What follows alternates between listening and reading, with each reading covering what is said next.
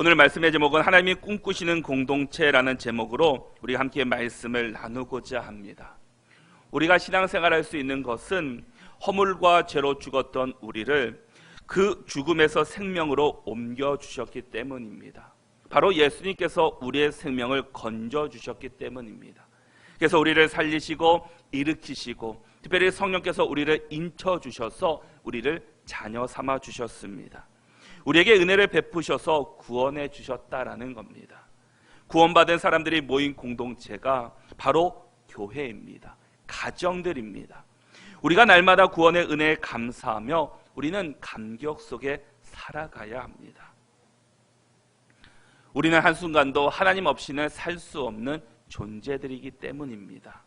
하나님의 은혜로 오늘 하루도 믿음으로 살아낼 수 있는 우리 모두가 될 수 있기를 바랍니다. 오늘 본문의 첫 시작은 그러므로라고 시작하고 있습니다. 우리 11절의 말씀을 같이 한번 읽도록 하겠습니다. 함께 읽겠습니다. 그러므로 생각하라. 너희는 그때 육체로는 이방인이요 손으로는 육체에 행한 할례를 받은 무리라 칭하는 자들로부터 할례를 받지 않은 무리라 칭함을 받는 자들이라. 아멘. 그러므로 생각하라 라고 말씀하고 있습니다. 과연 우리가 무엇을 생각하라는 말씀입니까? 그러므로 이전에 우리가 보았던 말씀을 다시 한번 생각하라 라는 겁니다. 우리가 구원받기 전의 모습과 어떻게 구원을 받을 수 받았는지를 다시 한번 생각해 보라 라는 겁니다. 지난주에 본문인 2장 1절에서 10절까지의 말씀과 연관성이 있는 말씀이기도 합니다. 우리가 이전에 구원받기 전에는 어떤 모습이었는지를 다시 한번 상기시켜주고 있습니다. 사도 바울은 그때의 육체로는 이방인이요 라고 말해주고 있습니다. 그때는 예수님을 우리가 만나기 전, 믿기 전이었습니다. 그리고 너희에 대한 부가적인 설명을 하고 있습니다. 너희는 이 할례자 유대인들로부터 무할례자라는 말을 들었던 사람이었다라는 겁니다. 바울은 12절에서 너희에 대하여서 5가지로 우리의 모습을 표현해 주고 있습니다. 우리 12절의 말씀을 같이 한번 읽어보겠습니다. 함께 읽겠습니다. 그때 너희는 그리스도 밖에 있었고 이스라엘 나라 밖의 사람이라. 약속의 언약들에 대하여는 외인이요 세상에서 소망이 없고 하나님도 없는 자이더니. 아멘. 우리가 예전의 모습이 어땠습니까? 그리스도 밖에 있었습니다. 또 이스라엘 나라에 밖에 있었습니다. 또 외인이었습니다. 세상에 소망도 없었고 하나님도 없는 자들처럼 살았던 우리들이었다라는 겁니다. 자기 멋대로 살았던 사람입니다. 자기 중심적으로 내 마음대로 살았던 사람이 바로 우리들이었다라는 겁니다. 그런데 우리가 예수 그리스도로 말미암아 새롭게 변화되었고 예수님께서 우리를 붙잡아 주시고 택하여 주셔서 우리가 은혜를 입고 하나님의 자녀가 되었다라는 겁니다. 이 당시 에베소라는 곳은 문화적으로나 경제적으로나 부족함이 없는 도시였습니다. 다른 어떤 도시들보다 철학자들도 많았고 지혜자들도 많이 있었습니다.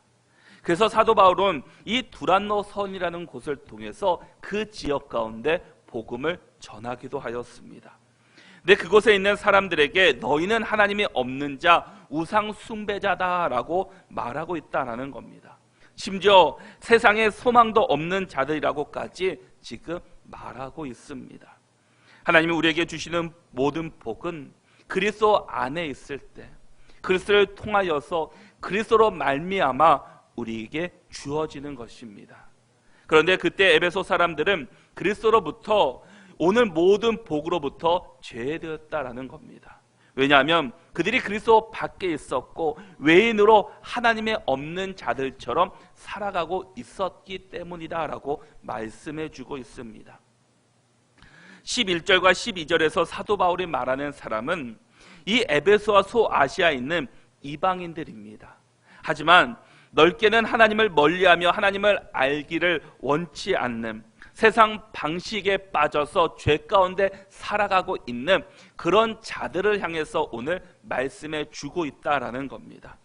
이런 상태에 있는 사람들에게 하나님의 은혜가 임하여 예수 그리스도를 믿게 하시고 그 믿음으로 말미암아 구원을 받게 하셨습니다. 어떻게 그렇게 할 수 있었습니까? 13절에서 말씀해 주고 있습니다. 우리 13절의 말씀을 같이 한번 읽겠습니다. 함께 읽겠습니다. 이제는 전에 멀리 있던 너희가 그리스도 예수 안에서 그리스도의 피로 가까워졌느니라. 아멘. 우리가 이전에는 하나님과 멀어졌습니다. 하나님과 단절된 관계였다라는 겁니다. 하나님과 관계없이 다른 사람처럼 살아갔던 사람입니다. 그러나 그 관계를 이어주신 분이 계십니다. 그리스도 예수 안에서 그리스도의 피로 가까워졌다라는 겁니다. 하나님과 우리의 사이가 단절되어 있었던 우리가 예수 그리스도의 십자가로 피로 말미암아 이 단절되었던 것들이 다시금 연결되었다라는 겁니다. 바로 예수 그리스도로 피로 말미암아 예수 그리스도로 말미암아 우리가 새로워졌음을 말씀해 주고 있습니다. 예수님 때문에 우리가 죄로부터 해방될 수 있었다라는 겁니다. 우리가 에베소서 1장 7절의 말씀에서 이미 보았듯이 우리는 그리스도 안에서 그의 은혜의 풍성함을 따라 그의 피로 말미암아 속량 곧 죄 사함을 받았다라고 말씀해 주고 있습니다. 누구 때문에 우리가 구원을 받게 되었습니까? 죄 사함을 얻게 되었습니까? 그의 피로 말미암아 예수 그리스도의 피로 말미암아 우리가 죄인이었지만 우리가 예수 그리스도로 말미암아 구속받았고 속량 받았다라는 겁니다. 우리가 예수 그리스도 안에 있을 때 예수 그리스도 피로 말미암아 속량 죄 사함을 받았습니다. 이 모든 것은 예수 그리스도 안에 있을 때 가능했다라는 겁니다. 하나님께서 우리를 선택하시고 자녀 삼아 주셨습니다. 우리가 하나님을 선택한 것이 아니라 하나님께서 여러분 한 사람 한 사람을 선택하셨다라는 겁니다. 내가 교회에 나온 것처럼 생각하고 내가 예수님을 믿는 것처럼 생각하지만 그것은 하나님께서 우리를 선택하셨기 때문에 우리를 택해 주셨기 때문에 우리가 교회에 나올 수 있었고 예수님을 영접할 수 있었다라는 겁니다. 우리의 힘으로는 아무것도 할 수 없는 존재였다라는 겁니다. 그냥 자녀 삼으신 것이 아니라 거기에는 예수 그리스도의 피의 대가가 있었다라는 겁니다. 아무런 죄 없으신 예수님께서 죽을 죄도 없으신 예수님께서 단지 우리를 구원하시기 위해서 십자가에 달리시고 모든 피를 쏟으시기까지 그 피를 흘리시면서 우리를 구속하시고 속량시켜 주셨습니다. 바로 속량이라는 것은 값을 지불함으로써 해방되었다라는 겁니다. 우리가 값을 지불한 것이 아니라 예수님께서 하나님께서 예수 그리스도를 통해서 대가를 지불해 주셨습니다. 대가를 지불한 결과가 바로 우리가 예수님을 믿을 수 있게 되었다라는 겁니다. 그 대가는 이 세상에서 어떤 것과도 비교할 수 없는 그런 대가라는 겁니다. 우리는 죄에 매여 마귀의 종으로 살아가야 하지만 예수 그리스도께서 십자가에서 우리의 죄값을 지불해 주심으로 말미암아 우리가 죄의 몸이 아닌 이제는 자유의 몸 예수 그리스도로 말미암아 변화되었다라는 겁니다. 이 모든 것이 가능한 것은 우리가 예수 그리스도의 피로 가까워졌기 때문이다라고 말씀합니다. 예수님의 십자가로 말미암아 우리가 참된 평화를 얻게 되었습니다.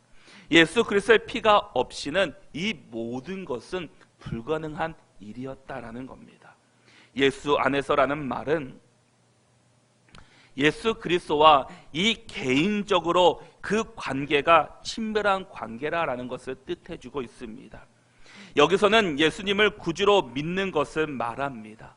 구주로 보혈로 말미암아 받은 속량의 은혜는 유대인에게나 이방인에게나 차별이 없이 주시는 은혜였다라는 겁니다. 모든 민족이 예수의 피로 속량 받았다라는 겁니다.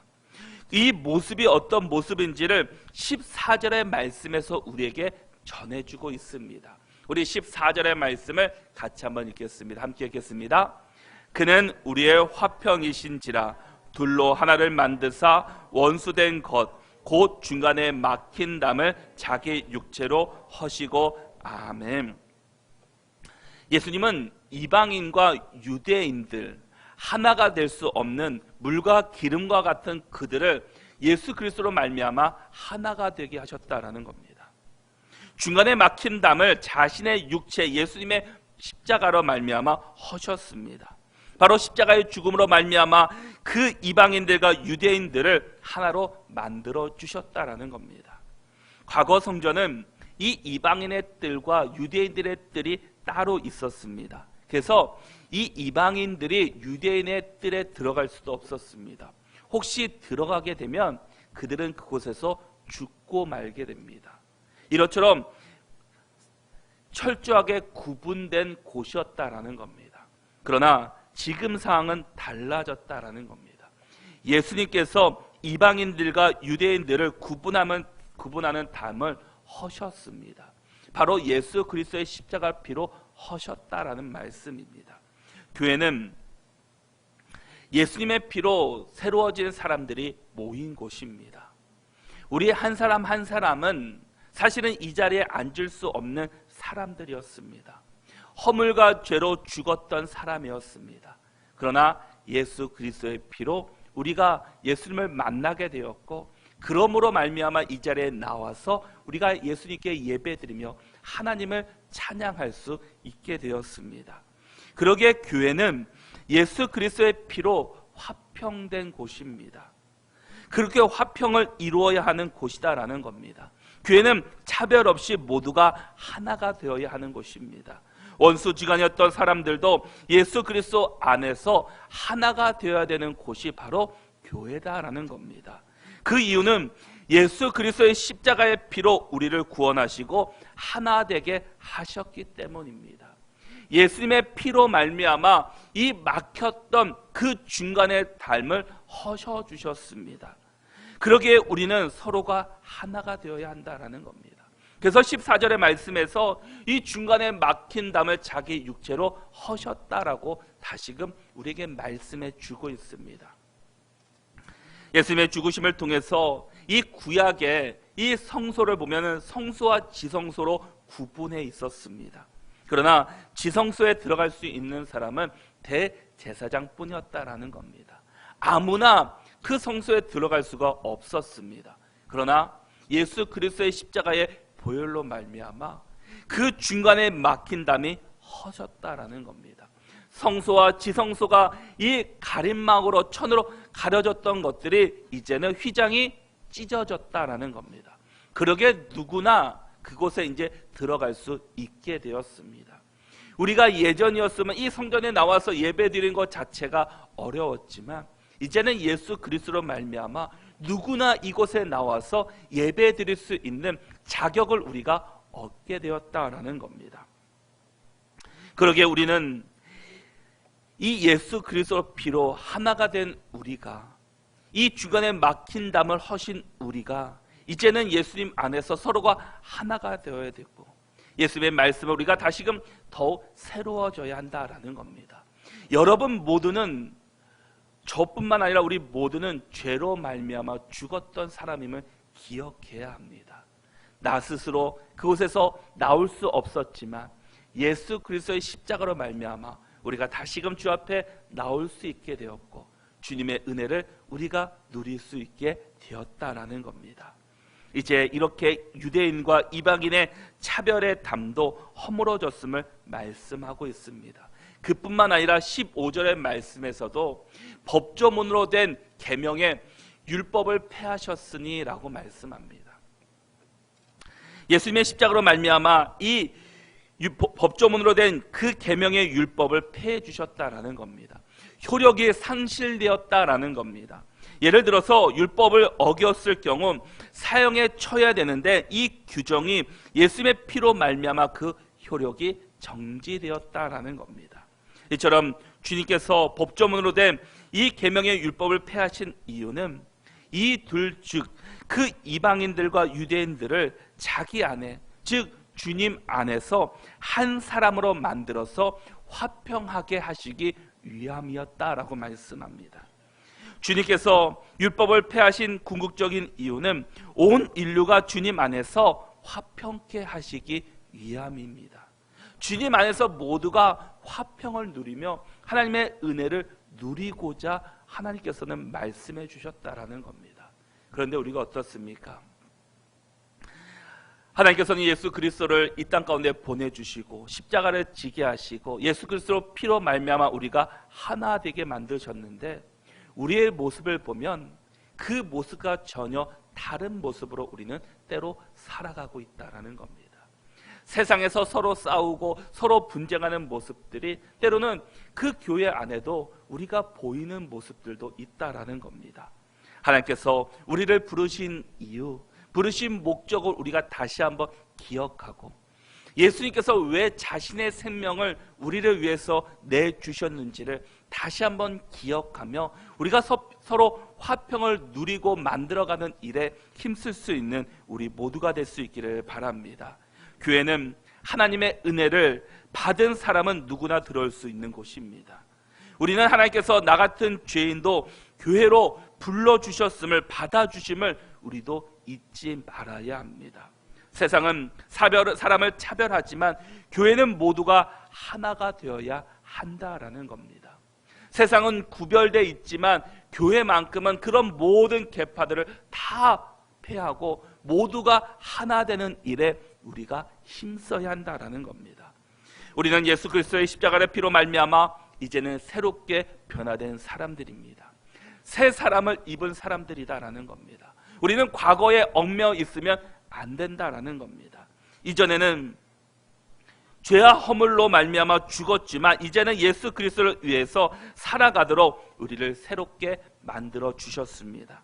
또한 우리를 예수 그리스도로 말미암아 부르신 것은 16절에서 우리에게 이렇게 말씀해 주고 있습니다. 우리 함께 16절 말씀을 읽겠습니다. 또 십자가로 이 둘을 한 몸으로 하나님과 화목하게 하려 하심이라. 원수된 것을 십자가로 소멸하시고. 아멘. 우리를 왜 불러주셨습니까? 하나님과 화목하게 하기 위해서. 하나님과 우리가 먼저 화목하고 그 다음에 세상 가운데 모든 사람들과 화목하기 위해서 우리를 불러주셨습니다. 법조문으로 된 이 계명의 율법을 폐하신 또 다른 중요한 이유는 죄인들과 하나님과의 화목을 위한 것이다 라는 겁니다. 14절과 15절의 말씀은 그 이방인들과 그 유대인들 그리고 원수지간에 있는 사람들을 포함한 모든 구원받은 사람들의 수평적인 그 화평을 말씀하고 있다면 이 16절에서 18절까지의 말씀은 죄인과 하나님과의 수직적인 화평을 말씀해 주고 있다는 겁니다. 하나님을 떠난 죄는 하나님과 원수가 되었습니다.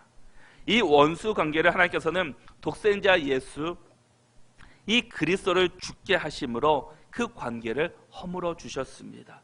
관계 화복을 이루어 주셨다라는 겁니다. 그로 말미암아 우리가 새롭게 변화됐다라는 겁니다. 고린도후서 5장 17절과 19절의 말씀을 보시면 그런즉 누구든지 그리스도 안에 있으면 새로운 피조물이라. 우리가 그리스도 안에 있으면 새로운 피조물이라는 겁니다. 그러게 이전 것은 지나갔으니 보라 새 것이 되었도다. 모든 것이 하나님께로부터 났으며 그가 그리스도로 말미암아 우리를 자기와 화목하게 하시고 또 우리에게 화목하게 하는 직분을 주셨으니 곧 하나님께서 그리스도 안에 계시사 세상을 자기와 화목하게 하시며 그들의 죄를 그들에게 돌리지 아니하시고 화목하게 하는 말씀을 우리에게 부탁하셨느니라 라고 말씀합니다. 우리가 새로워지기를 원하신다면 우리가 예수 그리스도 안에 있어야 합니다. 예수 그리스도 안에 있을 때 우리가 하나님과도 화목할 수 있고 우리 세상 사람들과도 화목할 수 있다라는 겁니다. 그리스도 안에 있는 사람만이 새로워질 수 있기 때문입니다. 예수님께서는 우리를 새롭게 하심으로 우리에게 새로운 사명을 주시고 하나님과 화목하게 하는 직분을 우리에게 주셨다라고 말씀하고 있습니다. 우리는 다시금 주의 말씀 안에, 예수 그리스도 안에 새롭게 됨으로 새로운 사명을 받은 사람임을 우리가 분명히 기억해야 합니다. 유대인들과 이방인들은 하나가 될 수 없는 민족이었습니다. 그러나 예수 그리스도의 십자가로 피로 말미암아 그들이 하나가 되었다라는 겁니다.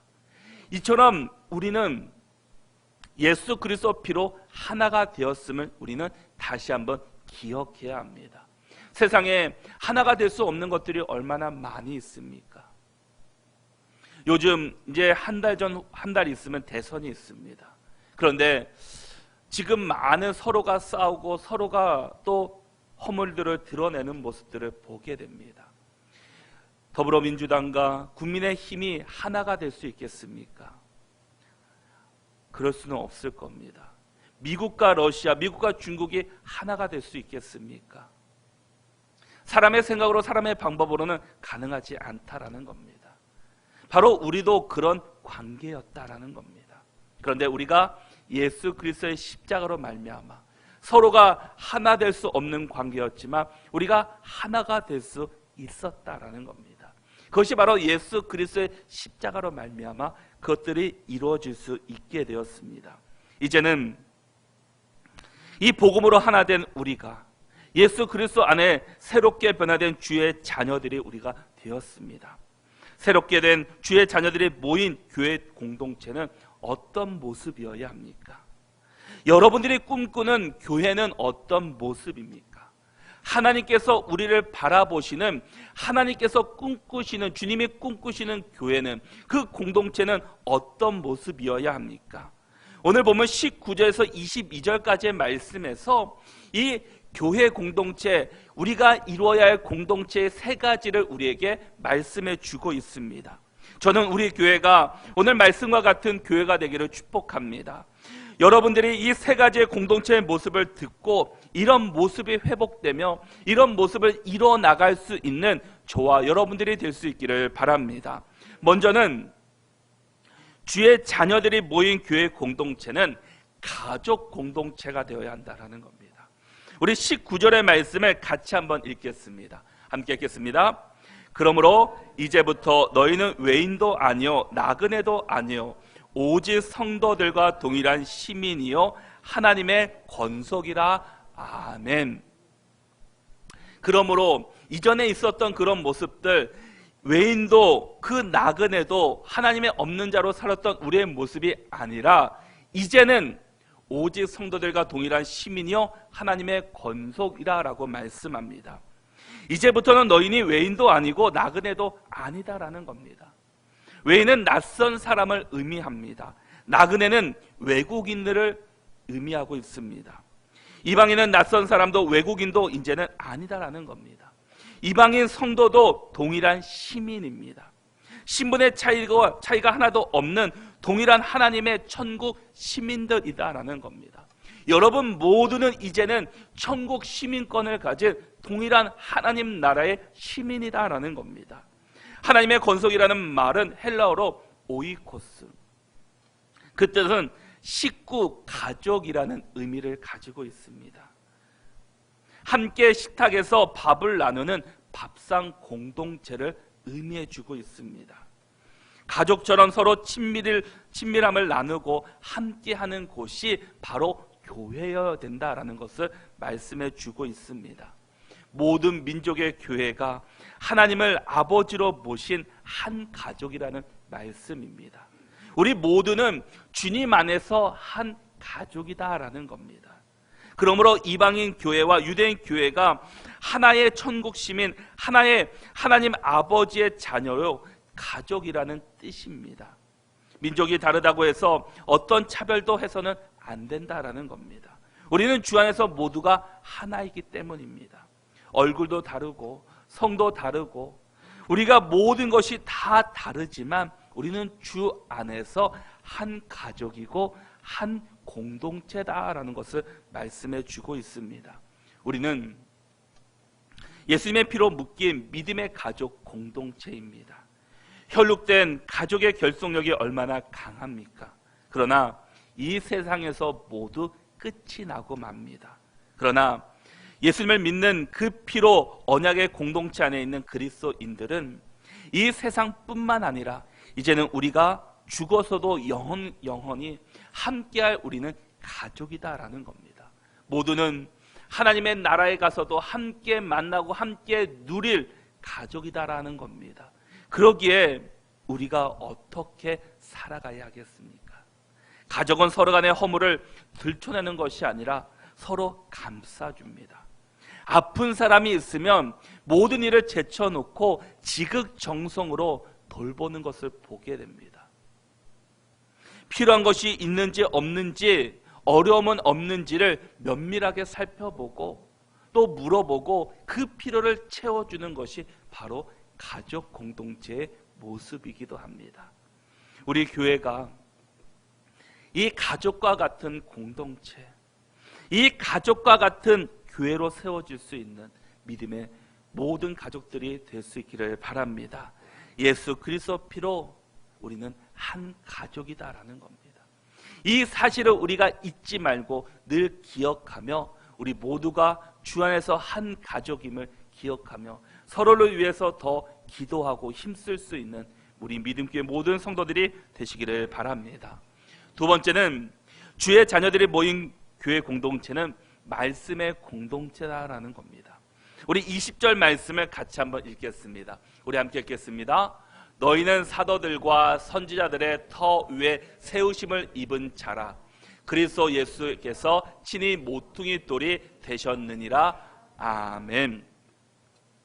교회는 선지자들과 이 사도들의 터 위에 세워져야 합니다. 이 사도들과 선지자들의 터라는 것은 사도들과 선지자들이 전한 말씀이며 그 말씀의 터 위에 교회가 세워져야 한다라는 말씀입니다. 교회는 말씀의 터 위에 세워 있어야 합니다. 우리가 끝까지 붙잡아야 하는 것은 이 말씀이다라는 겁니다. 말씀의 기초를 세우지 않으면 우리는 넘어지고 말 것입니다. 건축물을 세울 때도 가장 중요한 것이 바로 기초입니다. 기초가 얼마나 단단하고 얼마나 튼튼하에 따라서 그 높이를 쌓을 수 있는 층이 달라지게 됩니다. 우리는 말씀의 터 위에 서 있어야 한다라는 겁니다. 교회뿐만 아니라 우리도 말씀 위에 온전히 서 있을 때 우리가 흔들리지 않는 믿음으로 살아갈 수 있기 때문입니다. 히브리서 4장 12절의 말씀에서는 하나님의 말씀은 살아있고 활력이 있어 좌우의 날선 어떤 검보다도 예리하여 혼과 영과 및 관절과 골수를 찔러 쪼개기까지 하며 또 마음의 생각과 뜻을 판단하나니라고 말씀합니다. 하나님의 말씀만이 살아있는 것입니다. 그래서 우리의 혼과 영과 골수와 관절과 그 모든 것을 찔러 쪼개기까지 할 뿐 아니라 우리의 마음과 생각을 올바른 길로 인도해 준다라는 겁니다. 하나님의 말씀만이 우리가 온전한 길로 걸어갈 수 있도록 인도해 주시는 말씀입니다. 하나님의 말씀만이 살아있는 생명의 말씀이다라는 겁니다. 그러기에 우리는 이 세상에서 그 세상의 것을 붙잡고 세상의 것에 기초를 세우는 것이 아니라 말씀의 터 위에 하나님의 그 말씀의 위에 우리가 설 수 있는 믿음의 사람들이 될 수 있기를 바랍니다. 마태복음 7장 24절의 말씀을 보면 그러므로 누구든지 나의 이 말을 듣고 행하는 자, 하나님의 말씀을 듣고 행하는 자는 그 집을 반석 위에 지은 지혜로운 사람 같다라고 말씀합니다. 그런데 마태복음 7장 26절의 말씀을 보면은 나의 이 말을 듣고 행하지 않는 사람, 주의 말씀을 듣는데도 불구하고 주의 말씀과 함께 살지 않는 사람은 그 집을 반석이 아니라 모래 위에 지은 집과 같다라는 겁니다. 모래 위에 집을 지으면 어떻겠습니까? 그 집은 온전히 설 수 없다라는 겁니다. 바람이 불고 비가 내리고 그 위험이 있을 때 그 집은 쓰러지고 넘어질 수밖에 없다라는 겁니다. 그러나 반석 위에 세운 집은 아무로 많은 비가 내린다 할지라도, 아무리 강한 바람이 분다 할지라도, 아무리 어려움이 온다 할지라도 그 집은 넘어지지 않는다라는 겁니다. 과연 우리는 우리의 삶을, 우리의 인생을, 우리의 가치관을 과연 어디에 세우기를 원하고 계십니까? 반석 위에 세우기를 원하십니까? 모래 위에 세우기를 원하고 계십니까? 어떤 사람이 어리석은 사람이고 지혜 있는 사람이겠습니까? 우리의 중심이 세상에 있는지 주 안에 있는지의 바로 그 차이입니다. 여러분들은 어디에 마음을 두고 살아가고 계십니까? 세상이 아닌 하나님의 말씀에 순종하며 살아갈 수 있는 축복된 사람이 될 수 있기를 바랍니다. 하나님의 말씀을 듣고 행하는 사람들이 바로 그런 사람입니다. 우리가 성경을 많이 아는 것도 중요합니다. 성경을 가까이 하는 것도 매우 중요합니다. 그러나 더 중요한 것은 그것을 행하는 것이다 라는 겁니다. 우리의 삶 가운데 실천하는 것이다 라는 겁니다. 우리가 말씀대로 산다는 것은 참 어려운 일입니다. 쉽지 않은 일입니다. 그렇지만 우리가 말씀대로 살고자 몸부림치는 것, 말씀으로 살고자 힘쓰는 그 모습을 하나님께서는 기뻐 받아주신다라는 겁니다. 그런데 우리가 말씀을 보지만, 말씀은 듣지만 그 말씀과 구별된 삶이 아니라 별개로 살아간다면 하나님께서는 그 마음이 얼마나 아프시겠습니까? 우리가 말씀을 배우고 말씀이 우리를 구원하는 지혜의 말씀이라는 사실을 확신했다면 이제는 그 말씀대로 살아갈 수 있는 믿음의 사람들이 될 수 있기를 바랍니다. 그 말씀 안에 있어야 합니다. 그럴 때 우리가 올바른 길을 행할 수 있게 될 것입니다. 우리가 올바른 길로 행할 수 있는 그 인도되는 길은 오직 말씀 성경뿐이다라는 겁니다. 하나님의 말씀을 기초로 세우며 살아간다면 우리는 흔들리지 않는 믿음으로 살아갈 수 있습니다. 그러나 기초가 튼튼하지 않으면 그 건물은 반드시 쓰러지고 말 것입니다. 교회뿐만 아니라 우리 모두가 말씀의 기초를 세우고 말씀의 공동체를 이루어갈 수 있기를 바랍니다. 그래서 우리 모두가 우리 교회뿐만 아니라 우리 개인과 우리 가정이 말씀의 공동체로 세워서 말씀 위에 우리의 교회를, 말씀 위에 우리의 가정을, 말씀 위에 우리의 삶을 세울 수 있는 믿음의 성도들이 될 수 있기를 바랍니다. 세 번째는 주의 자녀들이 모인 공동체는 함께 지어져가는 공동체라는 겁니다. 우리 21절과 22절의 말씀을 같이 한번 읽도록 하겠습니다. 함께 읽겠습니다. 그의 안에서 건물마다 서로 연결하여 주 안에서 성전이 되어가고 너희도 성령 안에서 하나님이 거하실 처소가 되기 위하여 그리스도 예수 안에서 함께 지어져 가느니라. 아멘. 이 세상에 완벽한 교회는 단 한 군데도 없습니다. 완벽한 곳은 오직 하나님의 나라입니다. 그런데 많은 사람들이 완벽한 교회를 찾으려고 합니다. 교회는 늘 변화되어야 되는 곳입니다. 교회는 함께 지어져 가는 곳입니다. 교회는 모든 성도들은 주님 만나는 그날까지 함께 지어져 가고 함께 변화되고 함께 세워져 가야 한다라는 겁니다. 그래서 교회는 늘 공사 중이라는 그 단어를 기억해야 합니다. 늘 변화시켜야 된다는 겁니다. 늘 새로워져야 한다는 겁니다. 근데 그 기준이 예수 그리스도 안에서 우리가 늘 새로워져야 합니다. 늘 정체되어 있고 머물러 있으면 우리가 잘 되는 것 같지만 사실은 도태되고 있는 것입니다. 그러기에 교회는 우리가 지금 이대로가 좋습니다가 아니라 이제는 계속해서 우리는 교회는 변화되고 시대와 맞물려서 우리 교회는 계속해 변화시켜 가야 하는 것입니다.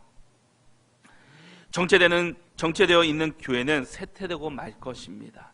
이것은 교회뿐만 아니라 우리도 마찬가지입니다. 우리도 완벽하다고 생각하지만 완벽한 사람은 한 사람도 없습니다. 그러기에 우리 스스로 계속해서 변화되어야 하고 주 앞에서 새로워져야 하는 것입니다. 그래서 디모데전서 4장 5절의 말씀을 보면 하나님의 말씀과 기도로 거룩하여집니다 라고 말씀합니다. 우리가 하나님 앞에 거룩하여지려면 오직 말씀과 기도로 계속해서 거룩해져야 한다라는 겁니다.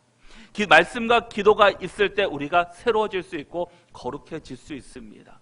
교회도 이것이 지금 가장 좋은 것이 아니라 우리 교회도 계속 지어져 가야 되고 변화되어야 되고 말씀 안에 새로워져야 한다라는 겁니다. 교회는 서로 연결하여 함께 지어져 가야 합니다. 교회의 구성원 요소는 함께 지어져 가며 홀로는 존재할 수 없다라는 겁니다. 그러기에 모든 성도들을 하나님께서 교회에 불러주셨고 여러분 한 사람 한 사람을 하나님께서 세워주신 것입니다. 우리 각자에 주신 달란트, 나에게 주신 봉사의 자리, 나에게 주신 사역의 자리에서 우리가 함께 협력하고 함께 지어져 갈 때 교회는 든든히 서갈 수 있고 교회는 하나님의 뜻 가운데 새로워질 수 있다라는 겁니다. 교회와 성도는 아직 완성된 것이 아닙니다. 교회는 미완성된 곳입니다. 교회에 모인 우리들도 아직 완성된 사람이 아니다라는 겁니다. 오직 예수 그리스도로 인해서 우리는 완성되어 갈 수 있습니다. 교회는 지금도 공사하는 것입니다. 계속해서 리모델링 해야 된다라는 겁니다. 그러기에 우리 교회가 지금의 모습을 보고 우리가 이렇다 저렇다 말하는 것이 아니라 우리가 이 모습을 통해서 우리가 어떻게 하면 더 새로워질 수 있을지, 우리가 어떻게 하면 더 우리 교회가 하나님의 영광, 더 더욱 건강한 교회로 세워갈 수 있을지를 우리는 늘 말씀과 기도 가운데 우리가 있어야 한다라는 겁니다.